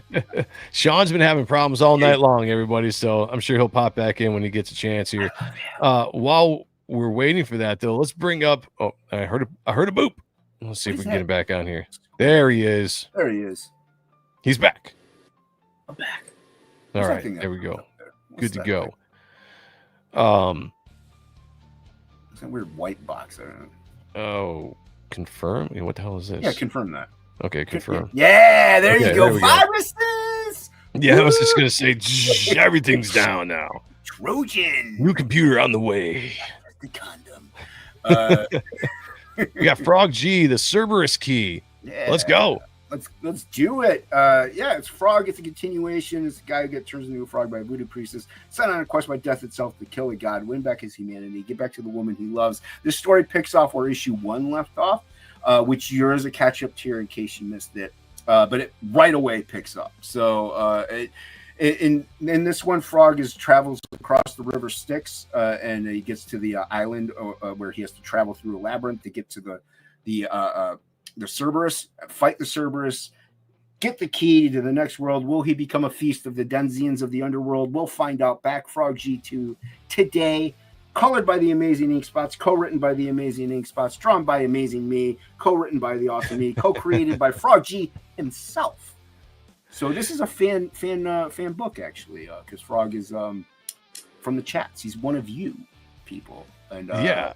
So he co-created the character. So yeah, the line art is completely done on this thing. So nice. Yeah, I'm finished on my end. Ink is about 65% done. This is some of our best work together. Yeah, this is great. Yeah, dude, Ink's crushing it with these colors, with the dynamics that he puts in. I'm really having a lot of fun playing with expression and just lines and movement and just capturing things, and we're having a lot of fun doing it. That's what comics are. It's like when you look at Reaper Destroyer, it looks like he had a lot a lot of doing it, and that's what comics should be. They're a fun medium. They're escapism at its purest form. And this is like a fairy tale. It's a guy gets turned into a frog and he wants to get back to his woman, his wife, and he has to go through a journey of dangerous steps to get to that. So it's something for everybody, we think. And we do say all ages, but we don't know. But dude, like stuff like this, like we're having so much fun with this because like Ink is even doing full on painted pages. So that this right here, this 2-page spread is an acrylic painted page. And what he does is he'll print up my line art because I scan them in and I put them in the cloud drive and he prints them up, and then he'll do painting over top of it, scan it back in, put my line art over top of it. So it's it's a mix. So you have original painted pages on this campaign that you could pick up. So, and he's even doing an oil painted page, which he's kind of not regretting, but regretting at the same time because it's just taking forever. But it's looking sick. Fantastic, yeah. Oh, dude, he's throwing the kitchen sink at it. I'm doing what I can to do that, but with ink and pen and ink, it's like the most I can do is an ink wash. You guys work really well together, yeah. Dude, it's a lot of fun, man. And we got a variant cover by Mary Boy's artist Carl Stefan Chubbs. So that's great. Ink colored it. If you know, Mary Boy's is one of our favorite indie books that came out aside from Reaper Destroyer. Yeah, I like that. Yeah, and if anybody knows any of the lore, Christopher John, he'd hang out in the chat. Amazing artist. So if you signed up on the campaign pre-launch, you're getting the foil card by Christopher John. It's so good. He's so good, dude. We're hoping he comes back to the scene. Yeah. So. And just showcasing some more of the artwork here. It's like I said, it's a fantasy. It's a fairy tale. It's a fairy tale. It's a fantasy. And in this, we showcase a little more monsters and stuff like that. And it's just so much fun, dude. We're having a good time doing it. So and we got plenty more down the pipeline. So yeah. Like I said, if you missed that out on book 1, you can get it here. Also, there's with this campaign, we changed it up a little bit by listening to the fans. Not too many people do that. It's weird. But no, we extended the page count. So it's 56 pages instead of 48. There's an 8-page story of the origin of the Voodoo Priestess. And Hockey's drawing that. Ad hoc art. Oh, Hockey. Yeah, okay. Hockey. So that's one of the pages there. And you can pick up original pages from Hockey on this also. So it's 56 pages. With that 8-page supplemental, rather than you buying a supplemental, we're just going to toss it into the book. Throw it in there. You get it. We also lowered the cost, so instead of $25, it's $18 for an issue. Oh shit! Nice. Yeah, so we lowered the cost, increased the page count, increased the quality, increased our fan love is what we did. So yeah, nice. And you could get original art on it as well, like line art, painted pages, and even Frog. He even tossed in a little something on this campaign. So if you get the biggest tier there is, you get there's these lights that come in it. You can also get it as an add-on. They're box lights, and there's an acrylic see-through acrylic thing that also kind of glows in the dark. That when you plug it in, you turn it on and it lights up the room. So like a drop light, and the acrylic cover is the cover of book 2. Oh, so nice. It's so dope, dude. And there's some samples of them as you scroll on, but. Yeah. Like I said, and there's a process of ink actually working traditionally on one of the pages where here he's tossing in the gray tones, and then he's going to go over top of it with the watercolors or acrylic paints and then scan it. That's back cool. In. So, that's cool. I love that panel right there. That's one of my favorite panels. It just came out so good. Really awesome feel to the book. Yeah, there's a sample of the lights. Yeah. Oh, okay, nice. Yeah, they're awesome, dude. They're pretty cool. So Yeah, that's badass. Yeah, and then Shit, there's the man. tier you get like sketch. We tried to cater it so there's like something for everyone as far as price point goes. So Yeah, no, that's good. That's good. You definitely, I think, covered a lot of bases here. yeah, Like Rick Sale, I know, is in the chat. He's always, you know, when I do my campaigns, I really lean heavily on him, other people as well. But you know, Rick's the guy who's knows gone his and backed a ton of. Yeah, he knows his stuff. He's backed a ton of campaigns. You know, he's seen a lot of things that work, things that are like for everybody. You know, he put something in there for everybody to get. I think that's definitely what we're going to do with the second. And like campaign. I always tell everybody, even if you can't afford, like, you know, let's say there's those ones that were like, oh, $1 you can help out. Even if you can't afford $1, share it out. Share the campaigns out. Share out Joe's channel so he can get some likes and subscribes. Like, and then he can get more eyes on Reaper Destroyer. Or if he promotes somebody, like, without the community that we have here, it really stifles and dwindles. And so we need the help and support of everybody else. If you can't afford it, share out the campaign, share out whatever shows you want, and it really does help. Like it does. Yeah. Oh, 100%. And you're welcome. KO just says, "Where is Kayla at?" She's working, I think, probably. Yeah. She'll be would back come one on- of these days. you know what? She would come on, but with my amazing good looks, she would just fall in love, and the wooing would be just ridiculous, and I can't do that to her. That's probably a great point. Now here's the facts. It's just I speak nothing but truths. And stuff is me and Joe's show. She tries to finagle herself on. She's like, "Why can't I come on?" I'm like, "Wieners only." She's like, I thought I heard her say I have a wiener once, but she caught herself. But no, this is me and Joe's show. We got her in Akba. Well, she does. It's spelled OSCAR. That well, I can't spell. yeah. Oh, it's Oscar Mayer Wieners. I wish I had an Oscar Mayer Wiener. That's it. And she Hot gets dog? mad because I'm holding her back, but it's okay. It We'll checks be out. doing an Akba sometime Well, whenever we can. Akba will be coming back. If people aren't familiar with that, it's Appreciating Comic Book Art Live. It's a show that we started years ago. And it's basically geeking out and looking at comic book art. We brought Kayla on after a while to be a co-host on there. And she's been on with us ever since. She knows her stuff.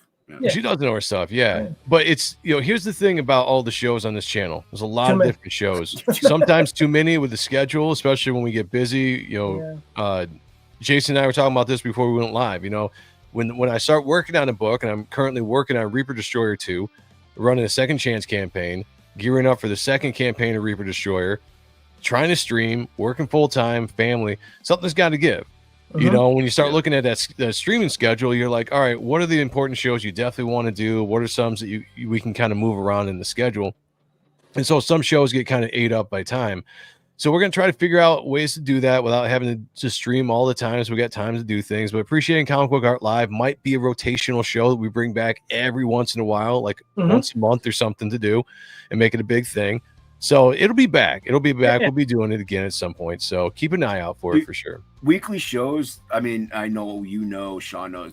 They get even one a week. It's a strain. Like it's like, man, I gotta get ready for this one now. It's like every single week, and if you do it every week for a couple years, you're just like, man, I'm getting exhausted. Yeah, and that's just one a week. Yeah, facts. Sure. AZHQ is in the house. As people forgetting link and share. Likes and shares. Likes and shares are. I was like, link and shares are free.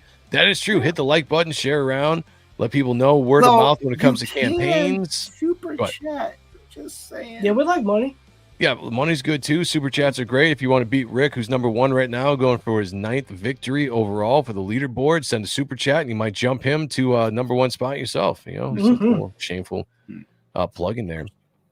When people's oven doors are falling off, something has to give. Yeah, that is true. That is true.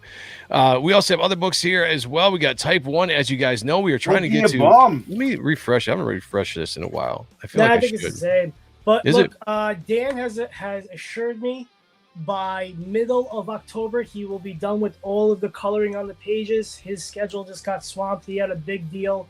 Yeah, book come big on, deal. I can't say, but you'll see it next. What was that book? We know, we know, but you don't know. What book was it? Oh, Trixie. Nice. Yeah. Yeah, they got something good coming down the pipeline that we. And we we'll know. be talking about it. We'll be talking. Yeah, we'll talk about it. But right now, the book line art's done. Dan's almost done with the colors. We're be sending it off to the letter in the next few weeks. I'm just going over my notes and pages. Just make sure all my I's are dotted, T's are crossed. We're going to try to get it out to the printers and get in everybody's hands by end of December-ish, early January is when they'll definitely happen. Nice. So it's almost done. It's almost done. It's a long process. Appreciate everybody's support, everybody's patience. There's a couple people, I don't know to tell you, but life happens. Yeah. But you need to follow the show. It's where I give my updates. You need to follow me on Twitter. It's where I give my updates. You need to follow me on Facebook. I post some raunchy shit. That's true. You need to. He's more on Facebook than anybody else I know. Yeah, he is on Facebook. Yeah, you are on Facebook. I'm a Yeah, Facebook he's guy. he's more of a Facebook guy, where some of us are more X people, and that's fine. Yeah, you pick your poison, you know. Yeah, exactly. That's what it yeah. boils down to. Gotta But pick anyway, it. we're getting there. The book is almost done, in your hands. Thank you for supporting it. Thank you for believing in me. We're gonna wrap this up really soon. So excited. We got some more shits and giggles we're gonna add on and make magic. But yeah, this is a fun romp. This is my love letter to 80s and 90s cartoons and comics. Yeah. Have a there will be. Just wait. We're gonna add it. It's just there's a lot going on in the personal life and then in the book side that we're gonna make it happen. It's gonna be a lot of fun for everybody. So don't be a bum. Back type 1, and if you can't, just share it out. I appreciate it. I appreciate you all hanging out with us. Yeah, again, word of mouth shares. They're all huge. They're all huge. You know what else is huge? No, I'm just kidding. No, you know what else is my ego. No, I'm just kidding. Yeah. No. Oh, that's a fact. Also, we have the Reaper Destroyer Second Chance campaign has been live for a week now. I didn't get a chance to really promote this too much. Been crazy busy. It's been insane around here. But if you guys missed the first book, which 1,300 backers did not miss the first book, so shout out to you for 1,300 backers for getting the first book. But if you did miss that and you wanted to start fresh, this is a great place to do it before we launch issue 2. And also, if you bought the first book and you want to buy new covers, that is on you as well. We got a beautiful cover by Isaac Bell, who came through. Isaac Bell and Wes Hartman, and just doped it up, I have to say. This beautiful issue here. Isaacs is good. Yeah, he's badass. He's badass. Yeah. We also have a remake of the Ashcan cover that I did. So it's a brand new cover, so I didn't have to go back on my word of never reprinting that again. Colored by Dave Kemp and inked by Marlowe. So definitely brand new cover there. And then, of course, we were doing the sketch cover, the Reaper Destroyer sketch cover, or Dale Keown sketch cover that he did that just looks absolutely gorgeous. We had a 24-hour Virgin cover of this. Now, if you guys missed this, I've been teasing that this is a true 24-hour cover. And what does that mean? It means that it might pop up every once in a while for 24 hours. Maybe it does, maybe it doesn't. Who knows? Whoever grabbed it on the first day, shout out to you. Maybe it pops up again at some point, but you'll have to be watching X or watching this channel, because who knows? I might go to stream and just be like, hey, guys, this is now available for 24 hours, and throw it up right then. So you keep an eye out, look for it. If you missed out on that and you're worried I will not put that back up again, get the everything in one tier. It's got all 4 covers for $100. And then this is bare bones, everybody. Just bare bones simple. You can back whatever cover you want, the all-in tier, and that's it. Those are the only tiers. We're going to do this for 30 days, and then we're out, and we're getting ready for Reaper Destroyer issue 2 whenever I decide to launch that. If you guys haven't read the book, I have a nice 10-page preview right here that you can go and check out, get a taste, full script to see what the book is like before you guys back. So very simple with that. If you haven't yet, please follow the links. I got them down below to back that. Also, do me a favor and sign up for Reaper Destroyer issue 2, which is... Oh, look at that. I never noticed that. What? The pencil leading towards me is blue, and the pencil leading towards you is red. Yeah, it's details, man. Oh, shit. It's the details when You're an amazing host, sir. even when I show him this art well in advance, I'm like, hey, dude, check out what I did. He's always like, oh yeah, that's cool. Now I know you don't actually look at it. No, he didn't even look at it. He didn't even open it. Well, look at my face. This is what, 4 years later did I design that? Better late than never. Yeah, that's true. Better late than never. The Don's in the house. What's going on? He's the looks This of the Saturday, bunch. I'm going to be hanging out with Don and the crew. Follow nice. 7 o'clock, I think. Yeah, I think it's 7 that they go. Yeah. I like that channel. It's a good channel. Yeah. Michael, I'll take fan art of the sirens anytime anybody wants to do it, and if it's something that works, I'll definitely make it a pin up or a print or something. There's a lot of people who've done fan art that I've talked to that want to do something with their pieces at some point. So I guess if people do them, DM me, and we can definitely talk, see if we can get fitted into the next campaign. Color race pencils. What are you talking about? What are you talking about, Sheldon? Joe gives and gives and gives, but Sean doesn't even notice. He shows up. He knows his role. He's here. Yeah. He's here. Yeah. Look, our agreement from Joe. You got to have the eye candy on the channel. And I just kind of am here. Yeah. Look. That is true. Sign up for Reaper Destroyer 2. Links are down below as well. We will launch this when we're after the 30-day campaign of the second chance is done, but I don't have an official date on this because I'm still working on it. I want to get a certain number of pages done for the campaign. Smart. I'm also working with Marlo Quiza on inks, Dave Kemp on colors, and right now he's wrapped up in something he's doing. So what was he doing? What did you say it was, Sean? Trixie. Yeah, that's right, Trixie. But check this out. Awesome cover by Oliver Isabedra as well, who is doing a book called The Man with No Strings with Phil Diaz right now. Go check that out. Oliver is one of my favorite artists, period, right now. I used to say in the indie scene, but period, he's one of my favorite artists. Aside from me, of course. Yeah, love this dude. Yeah, besides Jason, of course. Present company accepted. But yeah, check out the Brett Booth cover as well. And obviously I'll be doing a cover. If you guys got the first issue, you know how it ended. I'm not going to go into spoilers for anybody that's doing the second chance campaign, just in case they don't know. But this basically picks up exactly where we left off. And after the Apophis has been, well, I guess that is a spoiler, but whatever. After Apophis has been revealed as the entity tormenting Matt finds himself trapped in a foreign land known as the Veiled Dimension. Here's the thing about issue 2. We are going to go in a more fantasy direction than we did in issue 1. Issue 1 was more kind of the bricks and mortar, New York City kind of trope of superheroes or anti-heroes, dark heroes you would expect. We are going to go into more of a fantasy realm. I've described this book, this issue 2, as being an Empire Strikes Back meets Alice in Wonderland feel to this book. When you get it, when you read it, you're going to understand what I'm talking about.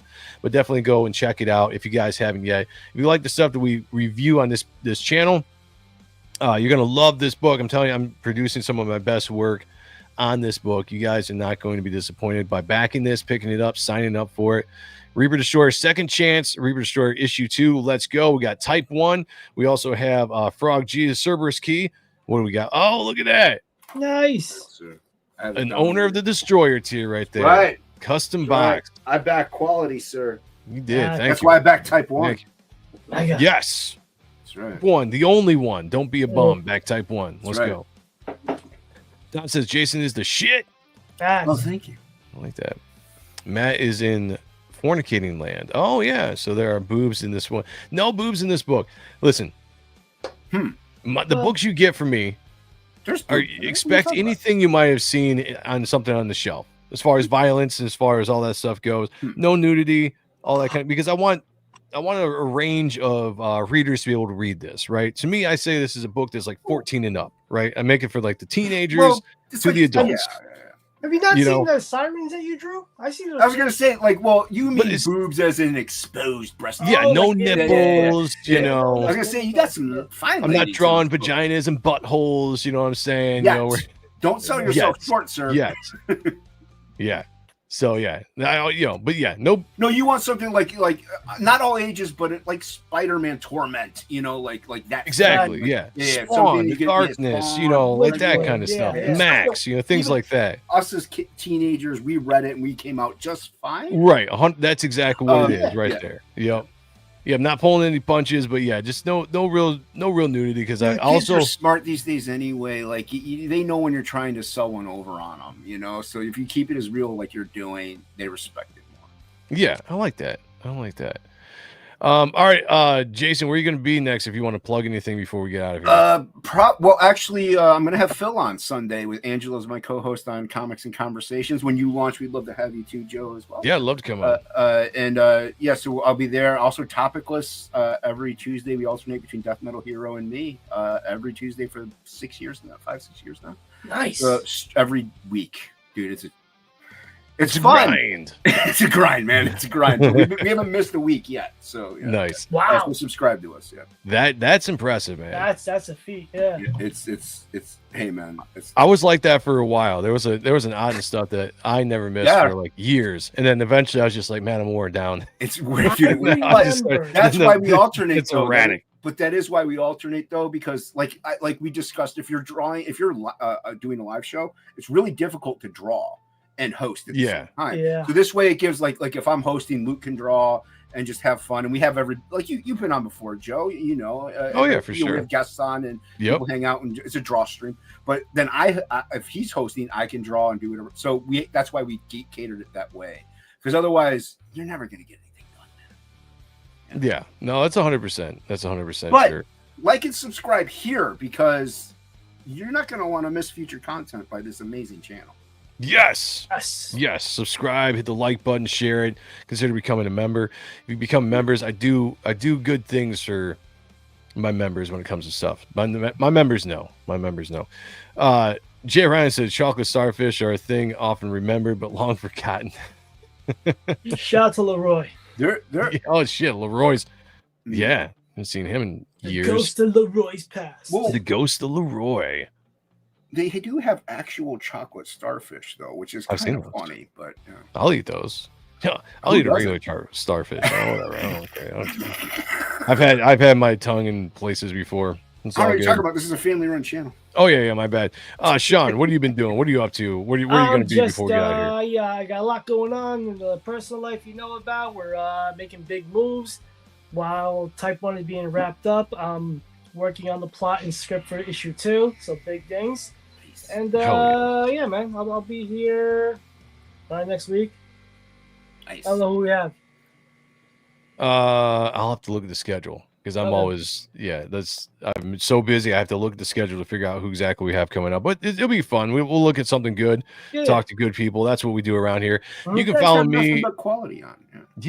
That's all it is. You can follow me on X, on social media. I'm primarily on X. Obviously, here I got the Ronan Joe show. Most likely, because that's been a show that's been on and off again, depending if I'm working. If I'm drawing, guys, there might be days where I'm just like, look, I'm in a zone, I'm drawing, I'm just gonna take the night off and keep on drawing. So but tentatively the Ronan Joe show at 8 or 10 p.m. on Sunday I'll be on the Comicsgate Kings at 7 p.m. on Mondays, drawing over there. Join us there. It's a fun show. If you like art, that show is for you, and you get a chance to actually bid on the art afterwards, and you might actually get a really nice piece by some very talented artists for very cheap. So jump in the chat, be a part of that as well, and then be right back here next Thursday. Possibly we're doing Spawn review next Tuesday. I don't know. We'll keep you all up to date. Follow me in X. You guys will know. Back Reaper Destroyer, do all that good stuff. I think I said everything I was going to say. Mm-hmm. I'm pretty sure. That's it. Well said. All right. I like that. All right. We're going to get out of here, everybody. Jason, thank you so much for joining us. Yeah, man. I really do appreciate it. Chat, you guys are awesome as always. Go find a stream. Go find somebody that's live. Jump in their chats. Even if we don't send you there, you let them know that we sent you. Oh, can I tell people where to go if he's still alive? Yeah. Jay Vasquez, the art department. Go check him out. J-Bot draws. He hangs out. He talks. He's fun. I like that. If I got any of the mods in there, go ahead and drop that link if you guys can find it real quick. The number one man in the chat before we get out of here is Rick Saylor. I'm marking it down now. You, my friend, have gotten your 9th victory on the leaderboard and running away with this thing. So shout out to Rick Saylor for getting his 9th victory. You are now officially in. Oh, shit. Michael Pritchard at the very end. Ooh. Number 1. Ooh. Oh, interesting. Look at that, stealing it. Rick, super chat real quick. You get more? Don't you get more leaderboard points? Rick, send money. Yeah, Michael Pritchard right at the end just jumped in. I'm looking at the screen right here. As I was making that announcement, he took number 1 and Rick Saylor fell to number 2. Wow. Disappointed in you, Rick. All right, Rick. I'm gonna have to go with Michael Pritchard because we haven't officially ended the show yet. Let's do it. Got to. Well, I think Rick will be fine. He's got 8 victories. Nobody's catching up to him anytime soon. No, so he's a failure now. He's failed at life. Oh God. Oh shit. Super chat for $2 says, "Not today, Michael." So let's just see. I gotta see if that actually. You guys gotta keep on talking. Oh, Rick Saylor's back to number 1. You cheater! You cheater, Rick. I like your style. I like that though. It's I'm ruthless. just saying, if Pritchard super chats a little bit more moolah. Yeah, I like that. If I talk slower, Right? Yeah. Is there a chance? There's a chance. Is there a chance? No, Rick Saylor. That's ruthless aggression. Yeah. I like your style. My friend, Nice taking over at the strategy. getting it. He really wanted that 9th victory. It's yours, my friend. We're giving it to you. So congratulations, Rick Saylor, on the 9th victory. Unless Pritchard sends the super chat and takes over. Winner gets the call to vagina. Oh, winner gets the call to vaginas and buttholes drawn in Joe's book. Yes. Rick, I'm gonna have to. I got a draw you super something. chat now. Jeez, man. I know, right? Shit, damn. All right, okay. Way to go. That was a good battle. Congratulations for Rick getting that done. All right, everybody, we're gonna see you later. I'm gonna leave this like I always do on a very fun, sentimental, loving note. Be good to each other. Take care of one another. And as always, picture me naked. Talk to y'all later. Peace.